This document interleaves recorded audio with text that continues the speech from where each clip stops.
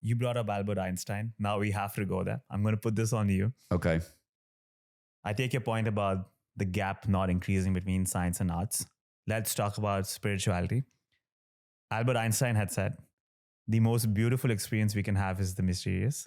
It is the fundamental emotion which stands at the cradle of true art and true science.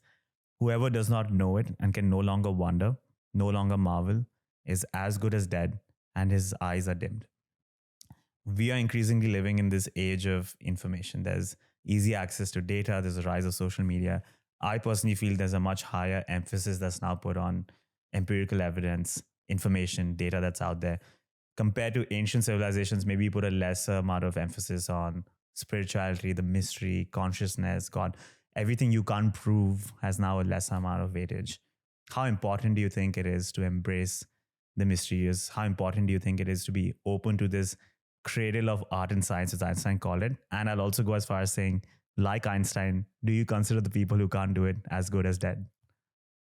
Well, I wouldn't go as far to say as people are as good as dead. That sounds a little bit dogmatic. But I would say that mystery is an exquisite part of life. It's. I agree totally with Einstein, and the quote that you read from him is one of my favorite quotations from him. That it does stand as the fundamental. It's the fundamental emotion in the cradle of true science and true art. I think the embrace of mystery is part of being open to the world. And you have there a word darshan, which is I think is a Hindi word, Mm-hmm. and I think it means, I mean, there are various meanings of it, but the meaning for me is being open to the divine, open to mystery. And I think that good artists and good scientists, in fact, good everybody, is open to the world.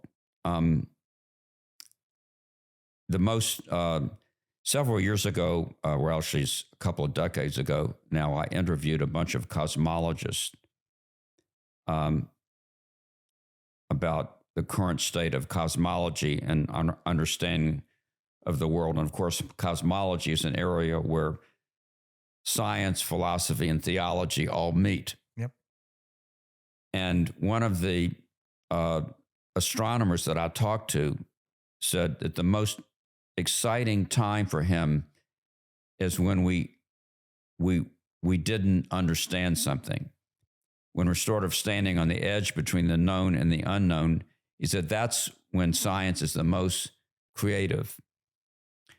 And I think that Einstein's quotation about the importance of the mysterious is related to this astronomer's view that the most exciting moment in science is when you're on the edge of the boundary between the known and the unknown. And it doesn't mean that you are looking for the supernatural, but it means that you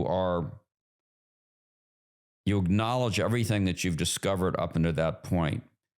And but you also acknowledge that you don't know everything. There's more to learn.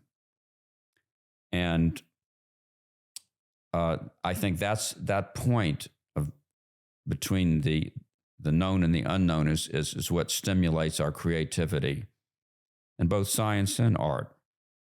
I think, when Picasso and Braque invented Cubism in the early 1900s, they were standing at the boundary between the known and the unknown. They were inventing a new art form.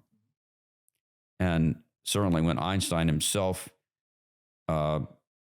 invented his theory of relativity, although I would say he discovered it, not invented, and asked us to accept a totally new view of time, that time is not an absolute thing. I think he was standing at the edge of the known and the unknown. and willing to accept something that challenged all belief for thousands of years, willing to explore something. He was open to the unknown. So that's where we want to be, at the boundary between the known and the unknown.